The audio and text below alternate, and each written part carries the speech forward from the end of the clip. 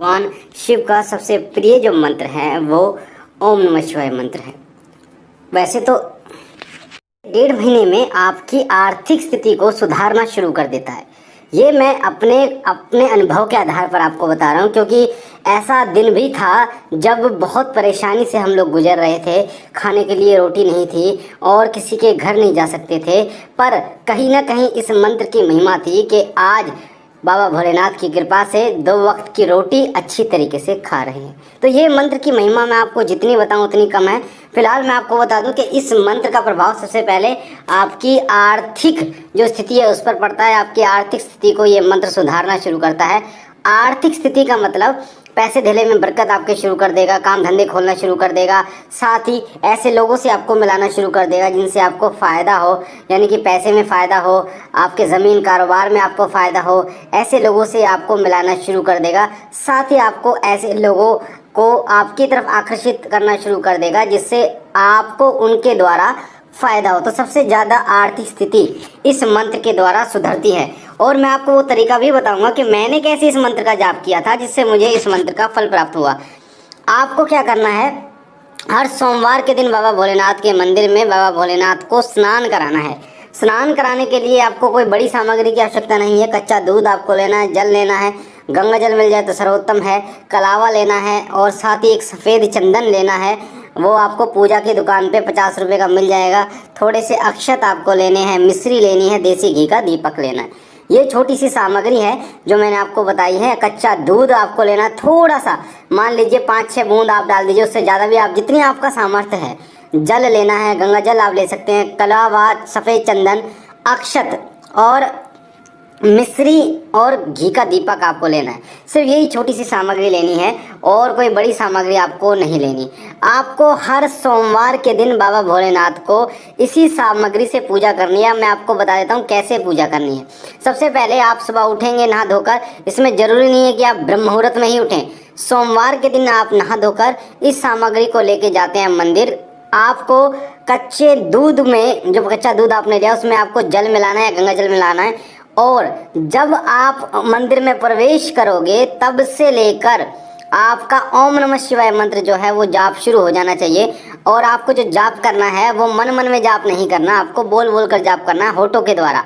ऐसा भी नहीं है कि बहुत तेजी से आपको जाप करना है कि लोगों को सुनाई दे रहा है। होठों के द्वारा आपको जाप करना है, जैसे ओम नमः शिवाय, ओम नमः शिवाय, ओम नमः शिवाय, ओम नमः शिवाय, ओम नमः शिवाय, ओम नमः शिवाय, ओम नमः शिवाय, ओम नमः शिवाय, ओम नमः शिवाय, इस तरीके से आपको जाप करना है। तो आपको सबसे पहले जल से स्नान कराना है, दूध और जल से स्नान कराना है बाबा भोलेनाथ को। उसके बाद आपको बाबा भोलेनाथ को चंदन तिलक लगाना है, त्रिपुंड आपको बनाना है। उसके बाद आप देसी घी का दीपक जलाएंगे भगवान भोलेनाथ को। आप अक्षत, जो आपने अक्षत लिए थोड़े से, जैसे 20, 30, 40 अक्षत आप ले लेना। चावल जिन्हें कहते हैं, अक्षत इसलिए कहा जाता है कि वो टूटे नहीं होते। चावल टूटे भी होते पर अक्षत टूटे नहीं होते। तो बिना टूटे चावल बाबा भोलेनाथ पे चढ़ाए जाते हैं, यानी पूजा में चढ़ाए जाते हैं। फिर आप मिश्री का भोगा बाबा भोलेनाथ को लगा देंगे। और जो कलावा लिया है उसका मेन रोल होता है। मेन रोल क्यों होता है? क्योंकि शिव के बिना शक्ति अधूरी है, शक्ति के बिना शिव अधूरे हैं। इसी प्रकार से आपके पास जो कलावा है वो कलावा आपको माता पार्वती और भगवान का, शिव जी का जो शिवलिंग है उसका गठबंधन करना है 7 बार, जैसे 7 फेरे होते हैं। उस कलावे का मेन पर्पज़ ये होता है कि उसके द्वारा बाबा भोलेनाथ और माता पार्वती का आप गठबंधन कर रहे हैं, यानी दोनों शक्तियों को मिला रहे हैं, जिससे आपको उनकी असीम कृपा मिलती है। तो 7 बार दोनों के चारों तरफ से आपको कलावा लपेटकर और हाथ जोड़ लेने, इस तरीके से आपको पूजा करनी है और ओम नमः शिवाय का निरंतर जाप करना है। अब आपको घर पे आके बाबा भोलेनाथ का दीपक जलाना है।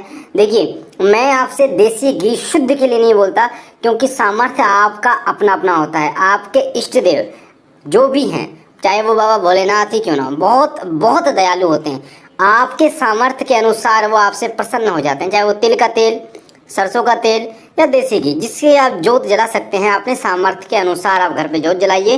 जोत जलाने के बाद आप एक माला ओम नमः शिवाय मंत्र की जाप कीजिए। इसमें कई लोग ये कन्फ्यूज़न होती है कि जी माला नहीं है हमारे पास, तो रुद्राक्ष की माला नहीं है। तो रुद्राक्ष की माला आप पूजा की दुकान पे से आप लेके आइए, इसमें कोई परेशानी वाली बात नहीं है। उसको संस्कृत कीजिए, संस्कृत करके यानी पंचामृत से स्नान कराकर, धूप दीप दिलाकर और चंदन तिलक लगाकर और से प्रार्थना करके कि मैं इस मंत्र का जाप शुरू कर रहा हूँ, हे माले मुझे इस मंत्र की सिद्धि दे या इस मंत्र के द्वारा भगवान शिव शंकर भोलेनाथ को प्रसन्न करें। फिर आपको एक माला जाप करनी है। उस माला को आपको जाप करने के बाद आपको गले में धारण करना है 5 मिनट के लिए, जब तक आप आसन पर प्रार्थना करेंगे। उसके बाद उसकी ऊर्जा आपके शरीर की आत्मा के अंदर चली जाएगी। फिर उसको मंदिर में आपको रख देना है उस माला को। तो कई लोगों का ये प्रश्न भी हो सकता है कि ये जो जाप वाली माला होती है उसको गले में धारण नहीं करते। मैं आपको बता दूं कि हमारे शास्त्रों में बहुत सारी चीज़ें वर्णित होती हैं, पर हम जो हैं हम अपना अनुभव जो है उस पर विश्वास अधिक करते हैं कि हमारे साथ जो घटना घटित हुई है आप उस पर अडिंग हैं, यानी कि आपने जो गले में माला धारण की उससे ऊर्जा आपके शरीर में अंतःकरण में जाती है और उससे आपको फ़ायदा होता है, तो उस पर आप अडिंग रहेंगे, ना कि किताबी बातों पर। तो इस तरीके से और फिर आपको चलते फिरते भी ओम नमः शिवाय का निरंतर जाप करना है, जिससे आप देखेंगे कि आपके परिवार में धीरे धीरे आर्थिक सुधार आना शुरू हो गया है, बीमारियां आपके घर से पलायन करनी शुरू कर दी हैं। साथ ही आपके कभी भी आपका एक्सीडेंट या जो होता है अचानक दुर्घटनाएं नहीं होंगी आपकी, क्योंकि बाबा भोलेनाथ जो कालों की काल हैं वो महाकाल सदैव आप पर अपनी अनुकंपा बनाकर रखेंगे। तो इस मंत्र का जितना हो जाए जाप कीजिए, ओम नमः शिवाय का जाप कीजिए जितना हो जाए। एक भाई ने प्रश्न किया था कि अधिक जाप करने से हमारा शरीर क्या उस ऊर्जा को झेल पाएगा? तो मैं आपको बता दूं, ओम जो शब्द है, ओम जो प्रणव है, ओम जो बीज है, वो आपके शरीर में ऊर्जा का संतुलन बनाए रखने के लिए ही लगाया जाता है। तो आप आगे ओम लगाइए और मंत्र के पीछे ओम लगाएंगे तो वो जो ऊर्जा है वो संतुलित रहेगी। चाहे कितना आप जाप करें आपके शरीर को किसी प्रकार का नुकसान नहीं होगा। तो आपको ओम नमः शिवाय ओम नमः शिवाय ओम नमः शिवाय ओम नमः शिवाय ओम इस तरीके से आप जाप करना। बाकी मुझे आशा है जानकारी आपको अच्छी लगी होगी।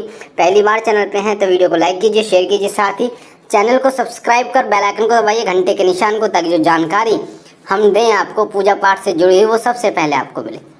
मैं बाबा भोलेनाथ से विनती करता हूँ कि बाबा भोलेनाथ आप पर असीम कृपा बनाए रखें, माता भगवती सदैव आप पर प्रसन्न हो, आप और आपका परिवार स्वस्थ रहे। हम मिलते हैं एक नई जानकारी के साथ, तब तक के लिए ओम नमः शिवाय ओम नमः शिवाय ओम नमः शिवाय।